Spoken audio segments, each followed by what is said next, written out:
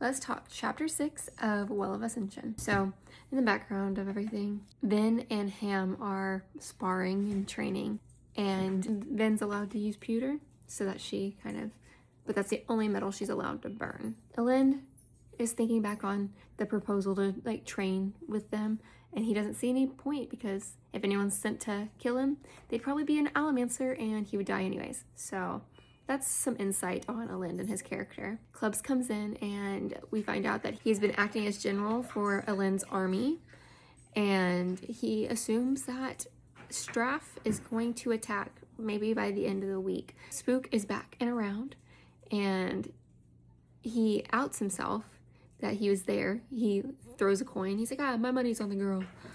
And he was pretending to be a soldier near Elend and Club as they were talking. And we have some relationship building between Clubs and Spook, but even Clubs and Elend and Spook. Through their conversation, we find out that Breeze is in fact still gone and no one really knows where he's at. And then we kind of turn our attention back to the fight between Ham and Vin.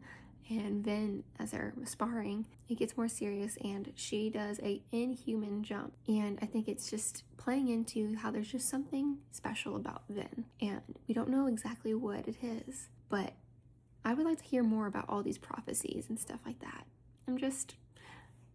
Was it pointing to those men or was it really pointing to Vin?